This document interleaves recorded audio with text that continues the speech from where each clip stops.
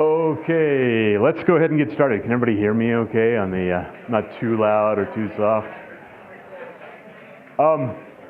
I've always wanted to be in the unenviable position time slot wise between a sobering discussion about debt management and free lunch. So it's kind of a dream come true for me in terms of luckily I'm not going to have you guys listen to a couple of nerds talk about what robots are, because that would be really setting myself up for failure. But we'll see how it goes. Hopefully, you all had a chance to listen to those episodes last night. They're fairly brief. They're a little bit weird, and I'll give you that. How many of you are actually familiar with the podcast and have heard it before? This is always, there's always somebody. See? And you and I will become fast friends, and we'll join a support group together, and everything will be okay. Hopefully it'll all make sense when we kind of tie it into our discussion of synthesis today. And we're going to be relying on it, for better or worse, tomorrow as well as part of our discussion about IRAC. A couple of things I was mentioning to my small group yesterday is that what I think is kind of cool about Intro Week is it gives us an opportunity to take the law school experience, at least the academic experience, and kind of whittle it down into just one cycle, essentially. That gives you a chance to sort of be presented with an issue, and the issue that we're kind of grappling with in the small sessions is whether somebody has a duty to keep their premises clear of objects like banana peels and stuff like that. Gives you a chance to be presented with that issue and to walk it through a complete analysis, walk it through a complete cycle, essentially. And that cycle includes reading some cases that examine that issue, trying to use those cases to extract meaning from them, basically extract holdings, extract rules, synthesizing those rules together into just one rule, essentially, a kind of a rule that will give you a broad definition or an indication of when somebody does or doesn't owe a duty. And then on Thursday, the opportunity to take it then and apply it to another situation, a similar situation in which the issue is yet to be resolved. You guys get to resolve that one using the tools we put together. That's kind of the heart of the law school experience, right? You're sort of all signed on for better or worse again, an opportunity to spend a good deal of your law school experience and your professional experience if you decide to practice law, solving issues, being confronted with issues and solving issues as part of what you're sort of required to do as a lawyer and as a law student. And so if you think about it, I think one good way to kind of think about law school in general and to think about the whole process, even into practice, is that you're always going to have an issue that's kind of staring you in the face, right? You might be in your contracts class, and you might be spending a week in contracts trying to come up with or sort of confront the issue of what consideration is and when there's consideration for a contract, right? Or you'll talk about things related to whether a contract has an offer, whether an offer has been made. That's an issue that has been discussed at great length in contract law, and an issue that you might find yourself having to resolve at some point in time, right? You might be in your torts class trying to determine whether there's a battery that's occurred, right? What the issue of battery is and how it's resolved. And so the process usually involves being presented with an issue, and even though you may not initially be presented with that issue in the form of a question, it might just be a topic on the syllabus or a topic in the table of contents in your textbook, you'll know that for the next few days we're going to be working through the issue of battery or working through the issue of consideration or the issue of offer and acceptance. And a big part of the process involves looking at cases, a series of cases quite often that you'll be asked to read and brief and discuss in class, maybe a case or two each day, building toward sort of a greater understanding of how that issue is resolved, what a rule of law might be that you can rely on and synthesize and glue together essentially from the series of cases to formulate a rule, kind of create a rule. That's a tricky process, and in my mind, for me, I know personally, that was probably the trickiest part of law school and the practice of law for me, is sort of that process of working backwards from a specific case or a specific example to try to understand, recognize, and eventually articulate what a rule might be, what a generalized statement of the law might be that applies not only to those individual circumstances that you're talking about in class, but future circumstances as well, potentially. So thus far, a lot of the discussion that's been taking place in your big sessions has been tied more to doing that with just a single case, right? You have an issue, the invasion of privacy, for example. You're trying to deal with that issue as a topic, one that needs to be resolved. You have a single case to work with, and you work backward from that case to extract a holding from that case. And a lot of times, I like to think of a holding as sort of a combination of the procedural result in the case, how the court ruled, along with the relevant facts related to that holding and the court's reasoning in coming to that conclusion, right? And that's how the court dealt with a specific example, the specific case that you guys took a look at in the two previous sessions, the Hernandez case.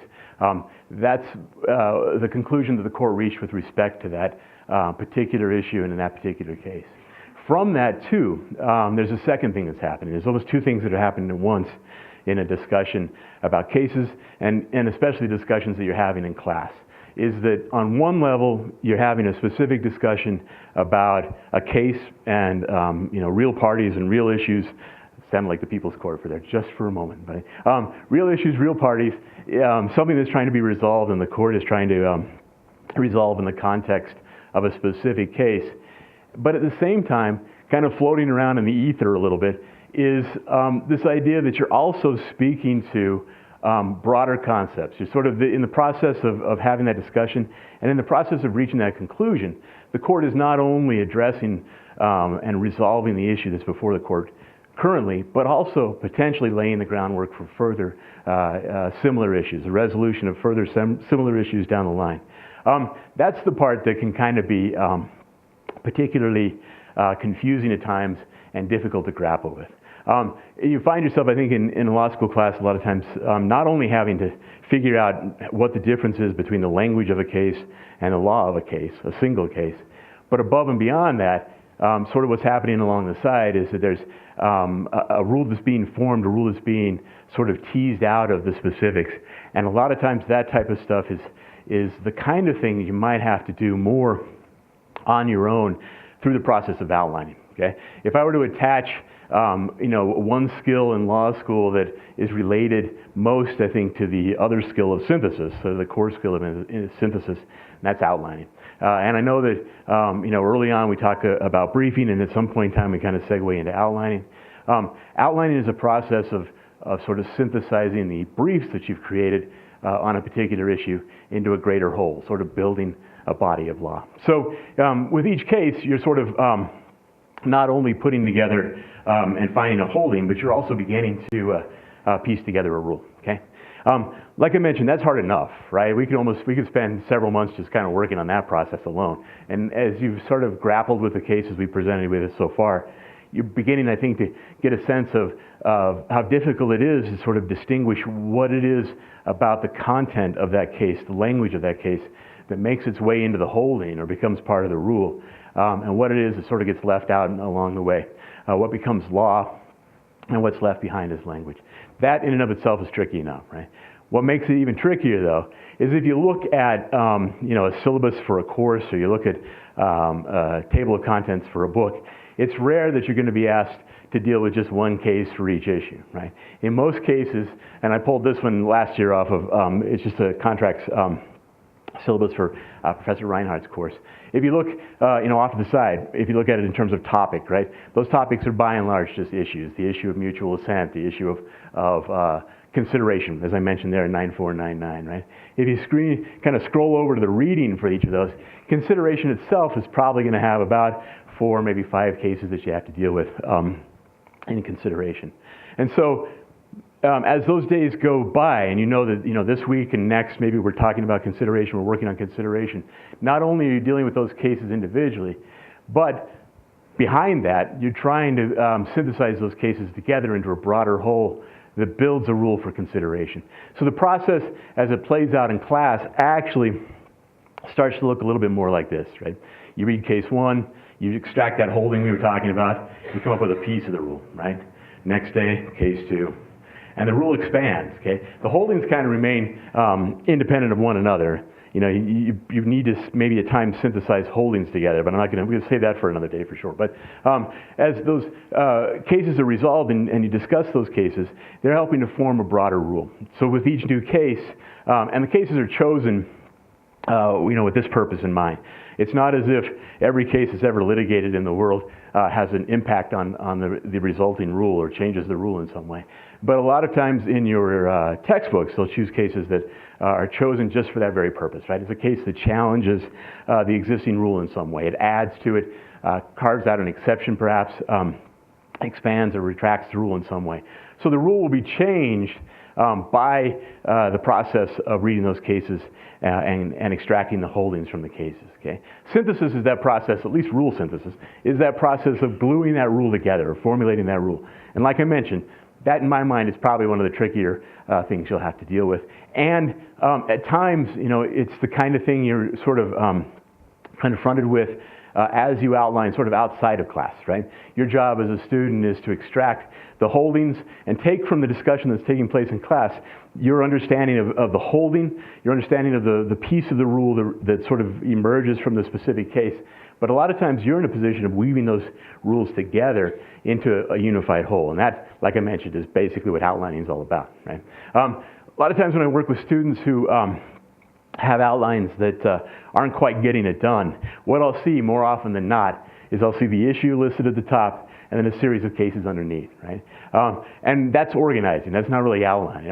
There's no method of synthesis that's taking place there. There's a lot of times students will sort of skip that step of actually attaching a rule to the issue and will rather only sort of organize a series of cases underneath that particular issue. So you go back to the issue of consideration, right? If that said consideration at the top, I'd see 4 or 5 cases involving consideration underneath that. But a lot of times what people will skip is that last step of synthesizing into more of a unified whole, okay? It's the kind of thing you need to do and carve out some time for as you work your way through this process. I like to think of it as not so much outlining for a class, outlining for contracts. I need to go home and outline for torts, right? Think about it more as outlining issues. I'm going to go home and outline the issue of consideration. I'm going to go home and outline the issue of battery. And recognize that what you want as a final product is not only the cases and the holdings, but a rule that sort of defines what battery is, a rule that defines what consideration is. So that when it comes time to do the next step, right, which is be presented with a similar situation, a hypothetical situation, you can IRAC that hypo using not only the rule that you've put together and formulated as a result of the synthesis, but also the holdings themselves for comparison. Okay, does that make some sense? Maybe potentially. And like I said, it comes at you pretty fast. And I may have, the process of just dealing with cases on their own individually is complicated enough. Let's practice it just a little bit. There's a little bit of a practice exercise here, and then we'll slip into the robot stuff and see if that kind of fits into this process as well. Say, for example, you are practicing, or you're in a criminal law course, you're a practicing attorney, and you have to deal with the question of what malicious mischief is, right? And say there isn't a statute that's already done a lot of the synthesis and legislation for you and sort of giving you a rule for malicious mischief. You have to find the rule. You have to formulate the rule from a series of cases that you've discovered either through research or they've been given to you in class. They might be in your textbook. You need to work with a series of 6 cases individually and see if you can weave them together to create just a general rule for what malicious mischief is. Okay, so I'm going to give you just the holdings from these cases. They're pretty scant holdings. They're not really going to describe much to us at all. But as we look at them as a whole, I think it'll start to make some sense. Okay. Case number 1: the defendant spray painted an obscene message on a public sidewalk. He intended to offend passing pedestrians. The court holds the defendant's guilty of malicious mischief. Okay. That's the procedural result from the court. They're not giving you much indication of why or what facts are relevant to that outcome. They're simply holding that that's a case of malicious mischief there. Okay. In isolation, that's kind of tough to figure out. What was it specifically about that case that carried the day? What was it specifically about that case that led the court to believe that was malicious mischief? But if you look at it in the context of the next case, the defendant accidentally destroyed his neighbor's rose bush. The court holds that he's not guilty of malicious mischief. Okay. If you look at those 2 cases together, can you tell me what the first piece or first element of malicious mischief claim might be? Yes. Intent, right? You have to intend to do it. He accidentally doesn't get it right, intending to do it and offending passing pedestrians seems to indicate there's some element of intent that's working under those circumstances, okay? As you talk about those cases in class, the discussion might be largely focused on the case itself. You then have to kind of go home and have intent sort of in the palm of your hand, and you're going to stick it in your outline at some point in time at a later date. You move forward, the defendant intentionally ran over his mother-in-law's statue. There's intent, right? Breaking it into 1,000 pieces. The court holds that he's guilty of malicious mischief there, okay? The defendant intentionally threw a rock at his neighbor's window. It missed. The defendant's not guilty of malicious mischief. What's the distinction between those two cases that might add another piece to the puzzle? Yes? What's that? Consequence, right? It has to actually destroy the property in some way. There has to be a consequence. There has to be intent. Okay, we're starting to get a sense of what the rule might be. The defendant intentionally destroyed his friend's bicycle. It's held that the defendant is guilty of malicious mischief. And distinct from that, the defendant intentionally destroyed his friend's bicycle. Intentionally destroyed his friend's bicycle. Oh, you know what? I got that one wrong. Yeah, I think he intentionally, it was supposed to be an item that he thought was somebody else's property, but it was actually his own, okay? Under those circumstances, the court held that was not malicious mischief, okay? And naturally, the last step then has to be the property of another, okay? So you end up with a situation through synthesis by synthesizing these two cases, these 6 cases together into three holes, essentially. That gives us the first step in putting this case together. So you have to have an element of intent. Yeah, it has to be damage or destroy property, and it has to be the property of another, right? It can't be your own property, essentially. So then you just move up the ladder, and there's your rule. A defendant commits malicious mischief when he intentionally damages or destroys the property of another. Right? That's kind of synthesis in a nutshell, essentially. One of the reasons I think that synthesis can get kind of tricky and become something that is a little bit easier maybe to grapple with down the road a bit is that, in one instance you need a few cases to work with in order to make it work. And like I mentioned early on, it's difficult enough to try to just grapple with cases on their own terms. And so synthesis can get a little bit pushed back in terms of a skill that you work on it and practice. And so one thing I was hoping to do is to kind of take it and put it in a different context, essentially. Put it in the context of this podcast that I somehow stumbled across inadvertently. How did you find it? Nah, see, I'm going to call you out now.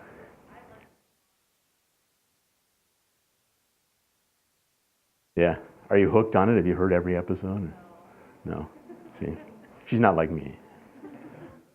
You knew when to bail out, right? You're like, I don't know what this is. Yeah. So when I first heard this, right, the very first episode, they kind of talk about how, for whatever reason, triggered this discussion. They decided it would be interesting to sort of just consider things, right? Consider things like Roombas and self-driving cars, and even fictional characters from movies and things like that, and try to analyze whether or not those things were robots or not, right? And one of the two guys mentioned right at the outset, maybe what we need to do in order to make this work is we first have to come up with a definition of what a robot is, right?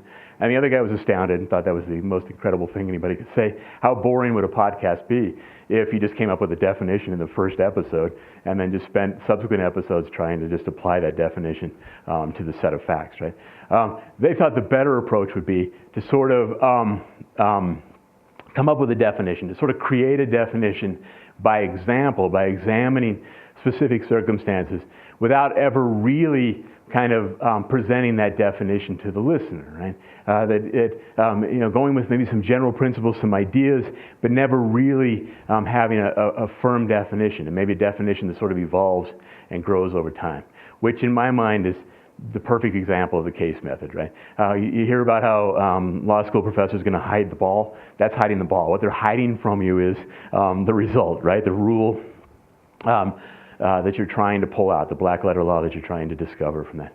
And so it sounded to me an awful lot like the process of the case method, basically. And so what I want to do for the remainder of our time here is to kind of listen to 3 of these episodes and see if we can come up with, by the time we're done, a definition of what a robot might be. Okay, kind of working together, listening to pieces of this, and trying to piece it together into a unified whole, just like we did with malicious mischief.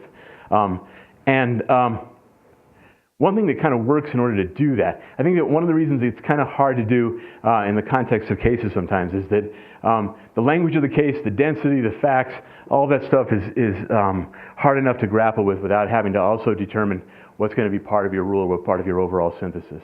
But what happens, I think, over time as you become more skilled at reading cases, you almost develop an ear for it. Right? You're trying to develop an ear for not only what's important and relevant to the resolution of the case before the court, but what has the potential to speak to later cases, what has the potential to be something, a concept that sort of wiggles free of the case itself, becomes part of the general rule, what I like to call the iconic rule, right? Kind of builds out of the cases and becomes applicable to similar situations, okay?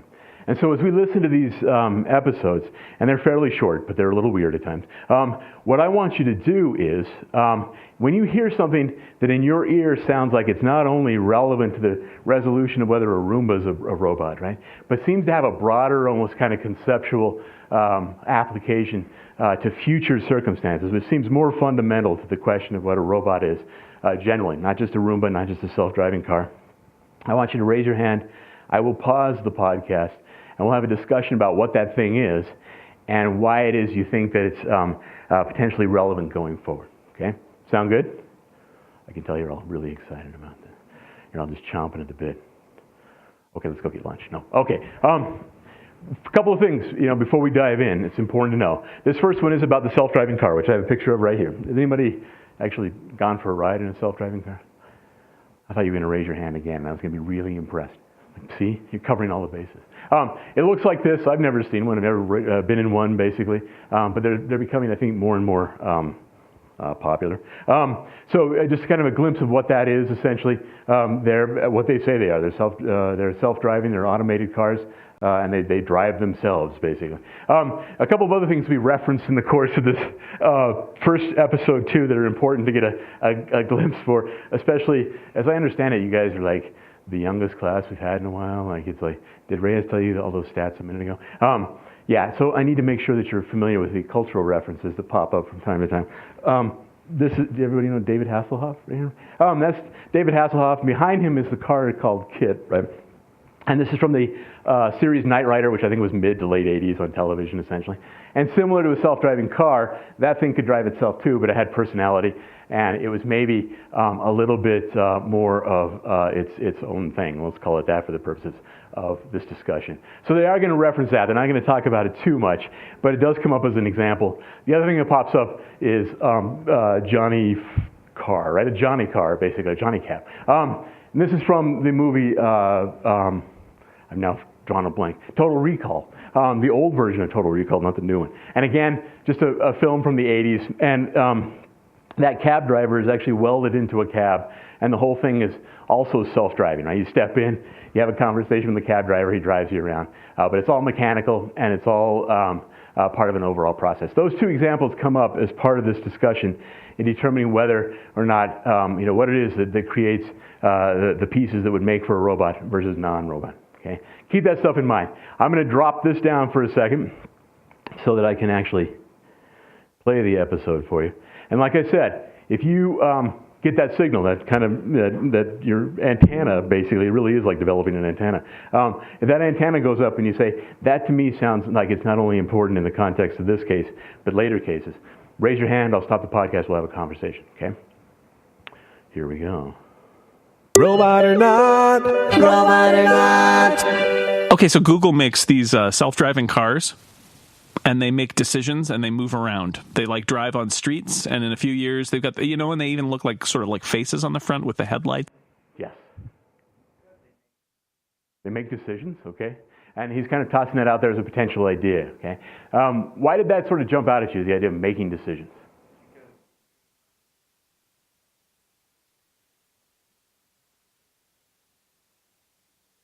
Okay. Okay, so that might be, and again, as you think about this and we work your way through this, you'd almost, and you're sitting in class and you're saying to yourself, okay, I'm talking about this case and maybe I'm briefing this case today and I'm on call and we're going through the Socratic method.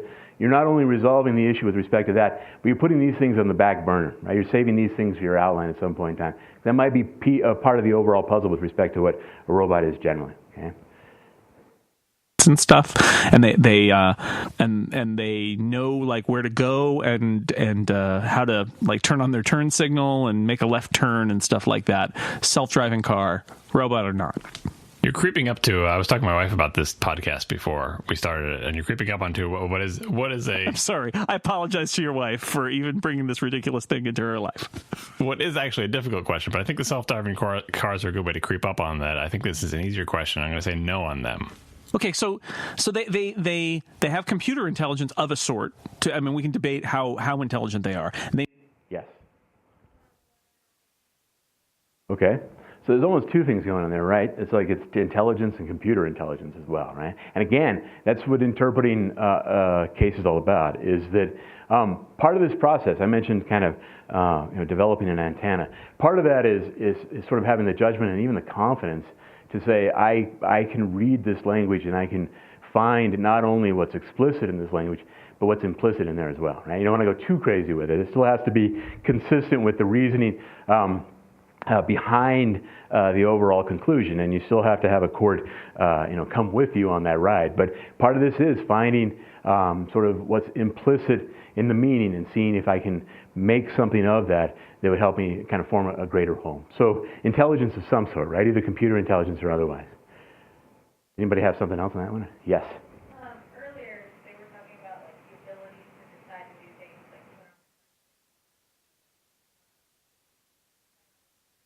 like. Mm-hmm. Yeah, okay. So it's almost, and you can almost, intelligence is one thing.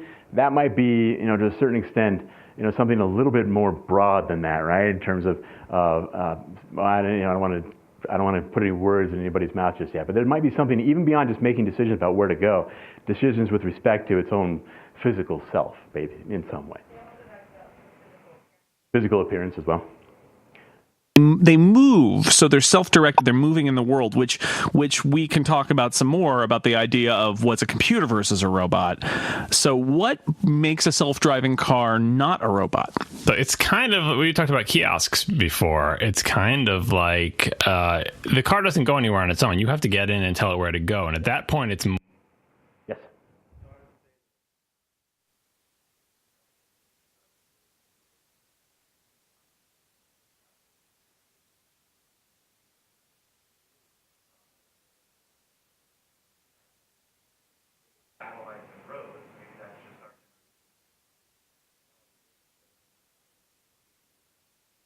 Okay. And so you used... Versus something you just get in and it goes. Okay. And I love the fact you use the word navigate. I think that's a great way to explain it. He's talking about the difference between navigating and something else. Right? What's that something else potentially? Yes?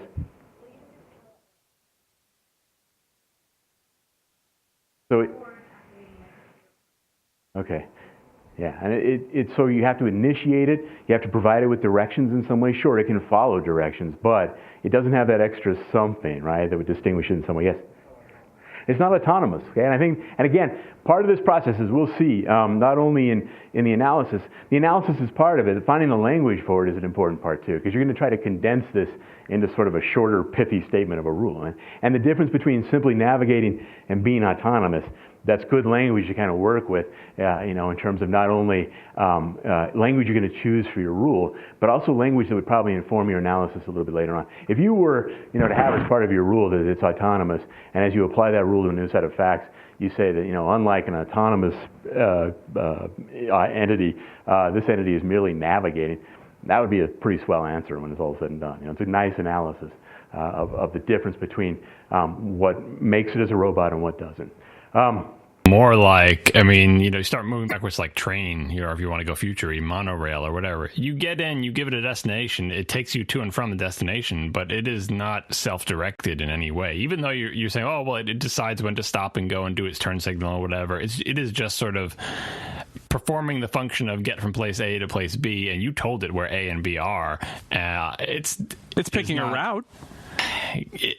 it doesn't pass muster as a robot, I think, because it is just too much like. I mean, just think of it. I'm gonna stop it there for just a second. Yeah.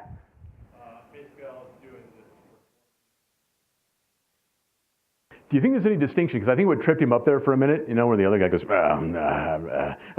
he did kind of carve out a pretty thin distinction that it's worth maybe examining a little bit. You mentioned navigation, right? I need to go from point A to point B. What if it chooses the route between point A and point B rather? Does that change things up, or is it still the same? So is that distinct enough from, and we'll kind of get into discussion of a Roomba here in a minute too, is that distinct enough from something that's autonomous, right? Is that close enough to autonomy that it actually carries a day or not? Yes? Well, it just kind of reminds me of like Google Maps, where they give you different routes based on the traffic and so that becomes a robot and what point that should. Okay, that's an excellent point. Yes. Yep. I was going to say, it has to set responses. So the car in front of it slows down, its response.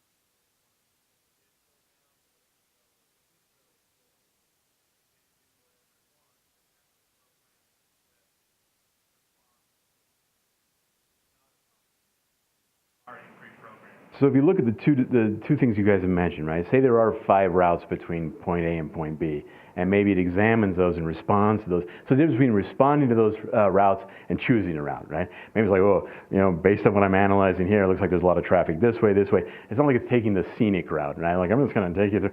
It's not really making a choice there so much as it is responding to stimulus of some sort, responding to a series of choices for a particular reason. Somebody else had their hand up right there. Yes. No. Yeah. No. Go ahead. We'll listen to that one too. But like we say in the law, you don't understand this case till you read the next one, right? But yeah, go ahead.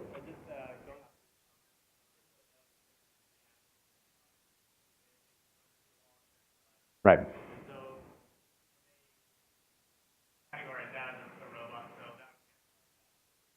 And we'll talk too about whether you actually agree with the distinction between these two cases a little bit too. Yes.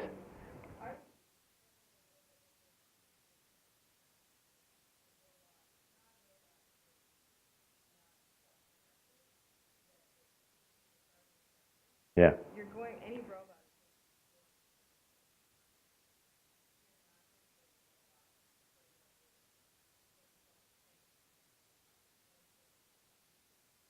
And even if it has a job to do, right? Always going to have some.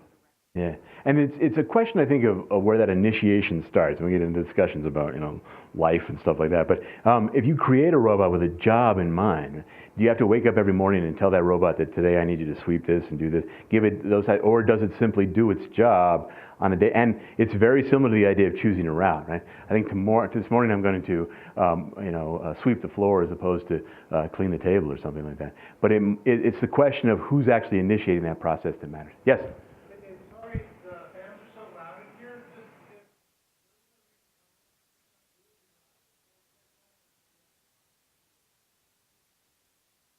Yeah, just shout at me at the top of your lungs. Or synthesize. Let's go to a couple more and then we'll move forward. Yes? Well, I'd like to know if there's And I think they touch on that a little bit here or there. And I've only, there's, believe it or not, guys, there's like 70 episodes of this thing. And it's run out of gas over the last year because they've just run out of things to talk about. But yeah, those types of things do come up. And it's sort of outside the scope of maybe what we'll get into with these three and even maybe the examples tomorrow. But you're right, artificial intelligence is something that they kind of reference from time to time. And again, there's that idea too of the difference between what a robot is and a computer is in terms of what's one other thing they kind of flagged once or twice. Because it's sometimes like dropping breadcrumbs, right? It's something that will skip past you a little bit. But what is the distinction? Maybe one big distinction between a robot and a computer. Yes.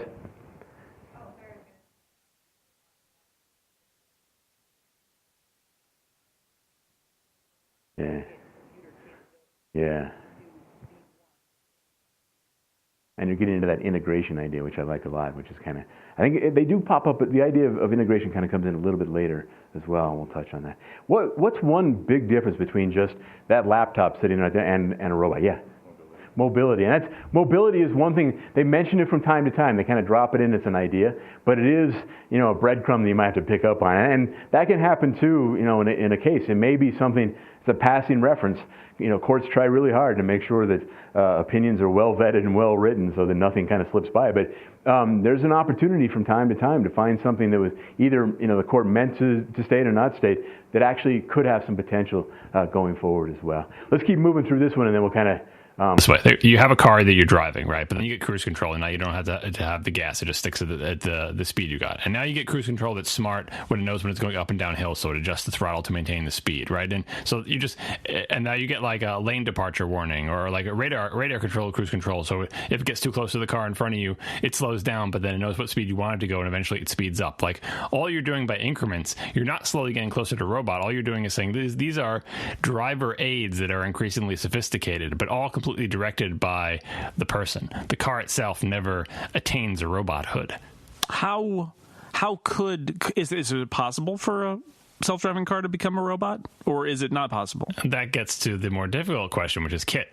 Well, and that's definitely going to come up in this podcast.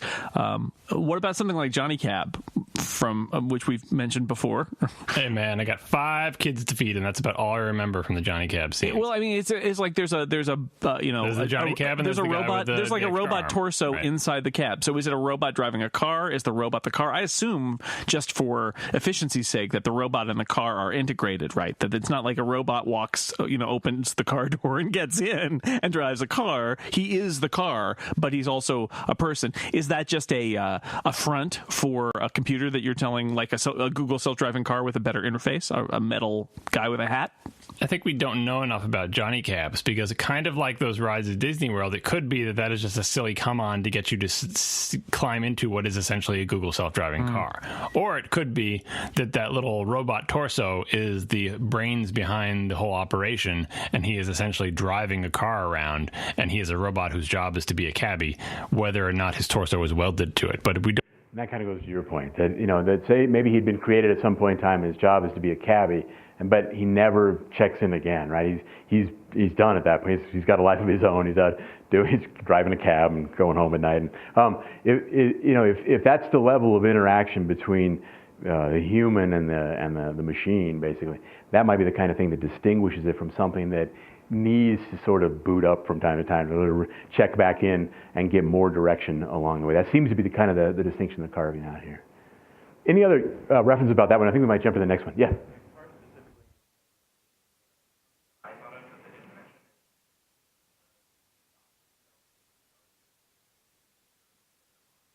I wonder the hypothetical cars, I don't know, but the Google Right.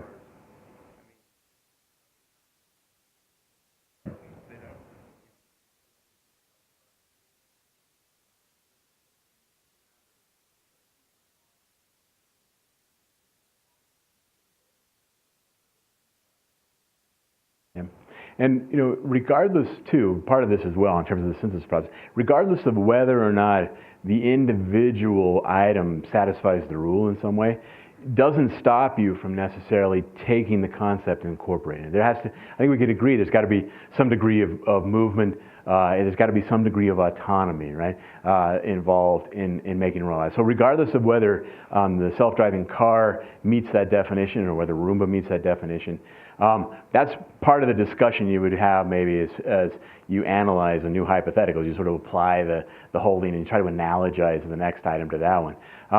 But what you can still glean from that is the requirement that there has to be movement in some way, the requirement that there has to be some degree of autonomy. And so from a synthesis standpoint, you can still crib the concept, put it in your rule, and then save the specifics for analysis later on. Okay? So if I were doing this and I was trying to synthesize a rule from this, I'd start pulling out some concepts. I think it requires some degree of movement, mobility. It can't. The reason that the holding here said that that it wasn't self-directed. So one thing it has to be is self-directed as part of the rule. That question of integration comes up, and I think when they mention, even when they get into the question of whether the Johnny Cab stuff was, whether he was welded to the car or not, there seems to be some degree of integration, which I think will get played out a little bit later on as well, and then intelligence. Okay. Did you guys find any other concepts in there that you think might be worth incorporating into this piece of the rule at the very least?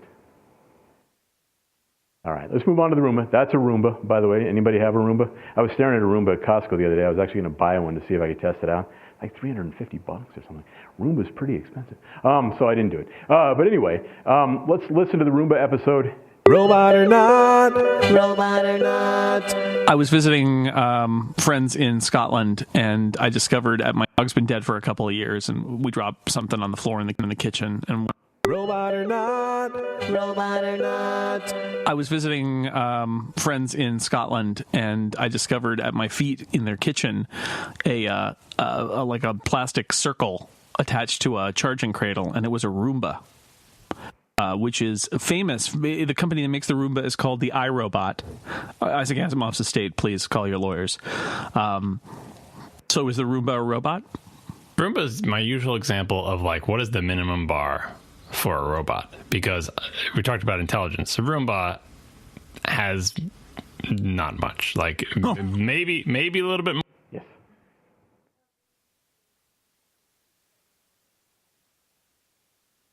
Right. So some degree of intelligence is required, but it's not like it has to be the most intelligent thing in the world, right? And it's sort of, as you dig into the question of what intelligence is, it does make you question whether they're looking at it in kind of the traditional sense as opposed to it's just its ability maybe to be aware. Intelligence and awareness seem like they're pretty close to one another as part of that. More than your toaster, probably a lot less than a self-driving car, and yet, despite the fact that it's Google self-driving car or any self-driving car is not a robot, I think I'm going to give the Roomba the smallest possible passing grade of being a robot, because you don't tell it anything. You just plug it in and it does what it does.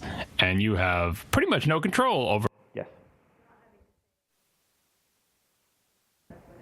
Does what it does, right? And it's not, like we talked about a minute ago, you plug it in, basically you power it up, and it just does what it does. Is it true? Let's keep listening. I don't want to challenge you just yet. We'll keep listening because I think that for what it does, it's going to leave its little thing, it's going to vacuum, and it's going to return to its little thing.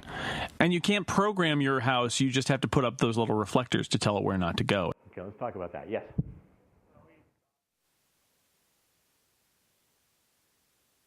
So it adapts to its environment, right? It's like it sees things in its environment and responds to that. Is there a distinction somebody could drop on that? This is where you get into that, and this is where the real magic happens between these cases, right? Is those really borderline moments where they're sort of pushing whether the distinction cuts one way or the other, or whether it matters in the grand scheme of things. Yes, it's responding to its environment, but what's the comeback to that? Yes.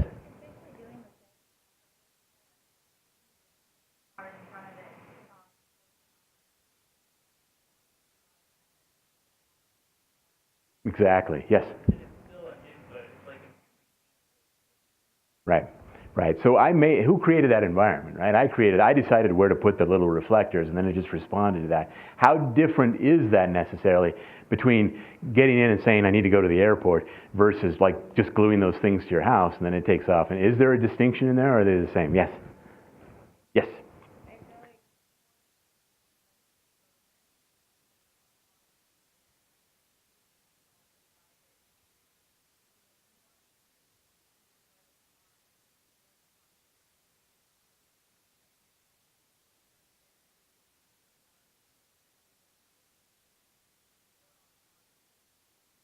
It's out of the house. It's emancipated. It's doing its own thing, right? Yeah, it's living with relatives and hang. Yes, back there. Yeah, you.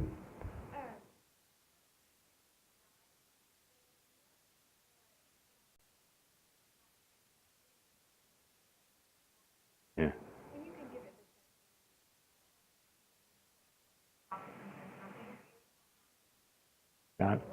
Now I'm actually afraid to have one in my house now because you can tell the Roomba what to do. Let's see. I mean, a couple of other hands, people that haven't responded. Yes, back row.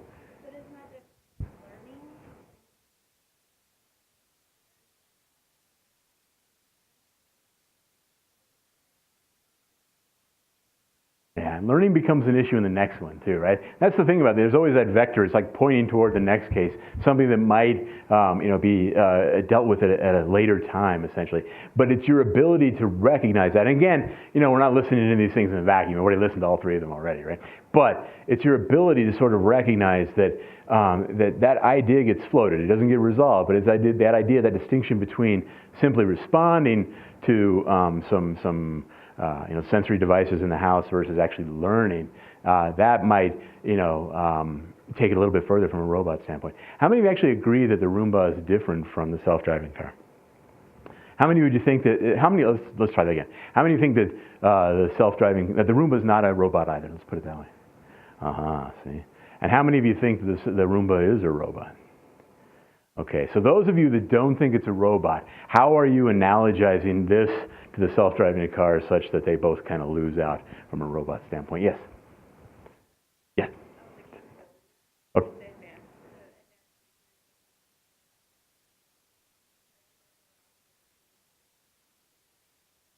Okay. And the autonomy part of it too. Okay. Yes.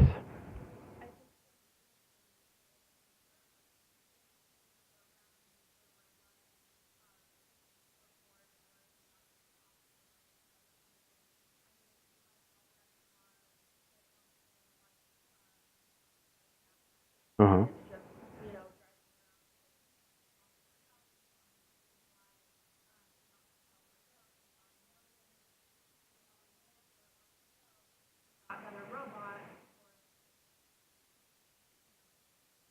Yeah, the Roomba, in my mind, the self-driving car has a disadvantage in that its job requires human interaction. Right? Like people need to go different places every day.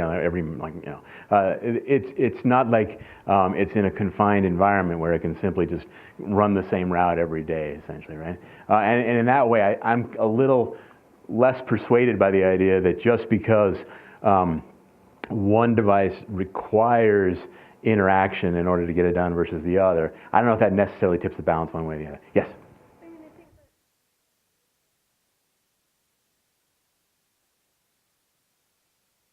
Yeah.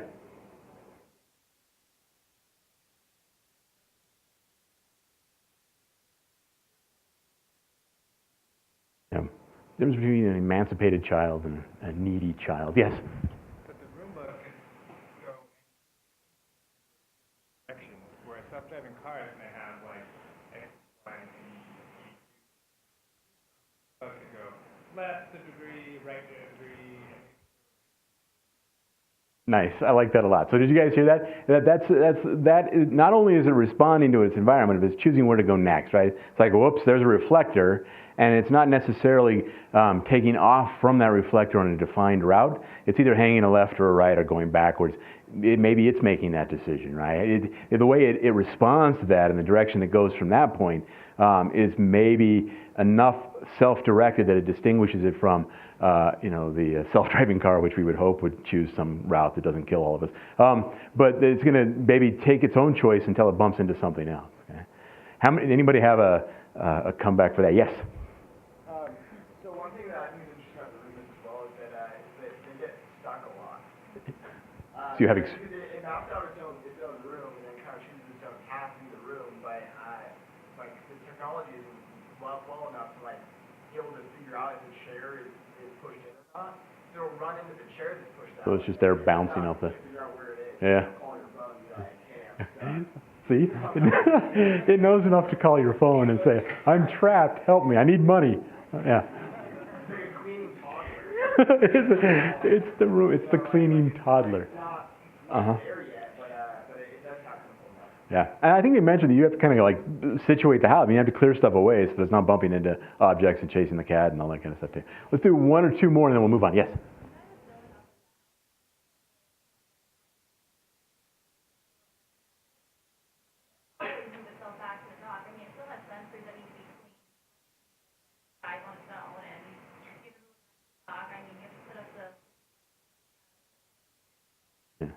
You guys have convinced me not to buy one, by the way.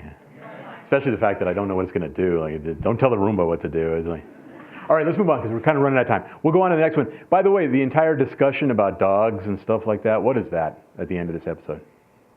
dicta, right? Keep in mind that you can kind of, whatever's relevant to the discussion of whether something's a Roomba or not a Roomba, that's all part of the holding. All that garbage about, what happens afterwards, that's all dicta.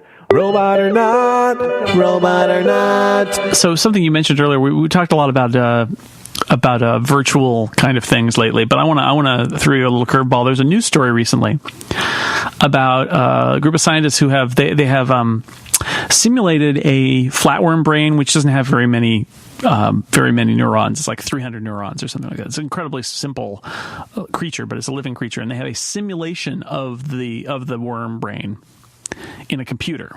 Okay, and then what they do is they have the computer program have stimulus from and control of a Lego Mindstorms robot body, and it actually shows behavior, like avoidance behavior and moving around behavior, like the worm would, but they didn't program the simulation to... Just a second, yeah. Showing behavior, right? It's almost like weirdness. There's that weirdness associated with merely responding and showing behavior or intelligence, and they get into learning here in just a second too. That's where this one gets... Control the robot. They just connected the existing brain simulation to the robot. So it's like a simulated worm brain is controlling a Lego Mindstorms as its body. So what is that?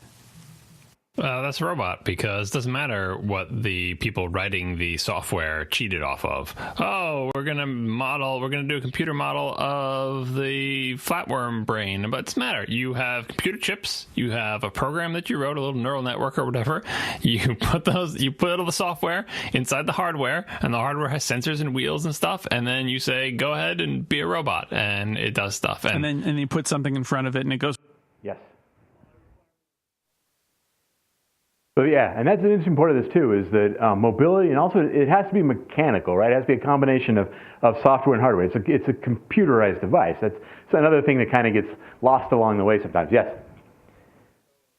I think adds to our rule that a robot has to be aware of its body. And that in our rule, you can argue then that a Roomba is not required if it needs stuck and calls you to have come move it. That awareness. Yeah, I think you're right. I think two things that kind of come out of this, and we're probably going to have to cut it a little bit short, is that there's that idea, because they kind of reinforce the idea of movement and also autonomy. But really, what really steps out of this one, I think, is that idea of awareness. It's integrated, right? It's self-aware of its own body. And I'll go one more here for you really quick, kind of a bonus episode involving this Johnny 5 thing. It's really short, because I think that they go right to the heart of it. Robot or Not is supported by Hover.com. When you have a great idea, the first thing you need to do is get a domain for it. You can save 10% on your domain name at Hover using the promo code at the end of the show. Robot or not, robot or not. In Short Circuit, we're told that Johnny 5 is alive. Is he a robot? Seems like it. I mean, he's clearly that's what they're building. They're building these robots for combat with their little, pretty crappy robots. But the idea is they go out on the battlefield and they fight, so you don't have to. Then he gets struck by lightning, which is magical, whatever. But for the rest of the movie, he is apparently a machine, no living parts, no nothing, a machine with an intelligence. So yeah, robot. Well, that was easy. Yeah, that's your. I mean, even if you have the lightning strike and all that, like, regardless of the origins, for the rest of the movie, there is a machine that there's no magic in the machine. There's no idea that, like, this machine is magical and is possessed by spirits. It's like, no, this machine is just alive now. And again, no disassemble, does not want to be, if you crush that body, Johnny 5 is gone. Johnny 5 is not a consciousness that can be moved around. Johnny 5 identifies with his body. Everyone else in the movie identifies it that way, but it's purely made of metal, and it's really cool looking, and I totally wanted one of those when I was a kid. I can't believe he named himself after an El DeBarge song, though. Deep cut. Okay. So yeah, like within a span of like 2 seconds, they dropped a ton of wisdom, right there. And if your antenna's up, you're like, wow, he talked about a bunch of things. Integrated, it's almost like a level of consciousness there with respect to awareness of its body. That consciousness can't be offloaded into other devices. It's all one piece. If you crush the Johnny Five body, the robot's gone under those circumstances. There was a lot that went on there in a very short period of time, and you're probably saying to yourself, maybe you should have just had us listen to that one episode. And none of that. That'll happen with cases too. Sometimes the cases just drop a bunch of wisdom on you in a very limited period of time. So let's see if, let's see if we can come up with a quick definition of what a robot is, even though I just flashed it on the screen. Who wants to take a shot at it? Based on everything we've talked about with respect to autonomy and mobility, and what we've talked about with respect to integration, the mechanical pieces of it. As I mentioned at the outset, a big part of this is the ability to analyze that and to recognize what those components are. But sometimes an even trickier part is to put it together into the language that kind of works as an overall overriding definition. Anybody want to take a shot at it? Basically just say a robot is what? Integrating those ideas, those pieces, in 30 seconds before you have lunch on the third day of intro week of your law school experience when you don't even know where the bathroom is. Yes? I think a robot is a mobile, autonomous, Uh-huh. that is aware of. Very close. How many you guys like that one? Anybody want to challenge that one? He couldn't hear it. Could you, again? You remember the whole thing, right? Okay, louder this time. All right. So a robot is a mobile, autonomous, mechanical creation aware of its body and can demonstrate. You guys like that? Anybody quibble with that? Another interesting part of this whole process too is the rule is what you say it is, right? You guys are putting the rule together, creating the rule. Part of that confidence is the ability to say, well, the rule is what I say the rule is, and as long as the rule is consistent with the holdings, as long as I can make the argument that this is what the rule is, then you're in good shape. Okay, this is what I came up with: an autonomous mechanical device capable of independent movement and possessing an intelligence or consciousness that's integrated with and aware of its physical properties, right? And that took me a while, trust me. I sat there for the longest time. Plus, I've listened to about 70 episodes, so I had that advantage over the rest of you. Okay. And that's based just on the holdings, the examples from this, and it's just sort of gleaning from all of that stuff what might end up being a rule that you could apply to future circumstances, okay? And not to foreshadow too much, but that's what we're going to do tomorrow, okay? We have now a rule. What I'll do tomorrow is I'll give you a few more hypothetical situations, which means don't go home and listen to the rest of the podcast episodes, so you'll ruin everything. I'll give you a few more hypothetical situations to work on. And we will analyze whether or not those things are robots. We'll IRAC that, relying on two things. Relying on the rule we just created, which will come in handy for our new situation, and the holdings from the previous examples we have, okay? That'll be tomorrow. We'll kind of walk through some additional ones and have that conversation. And that last piece, that's kind of how you basically complete an exam. If you think about this process as sort of the outlining process, that's kind of the exam taking process, essentially, okay? All right, I'll see you tomorrow. Thanks.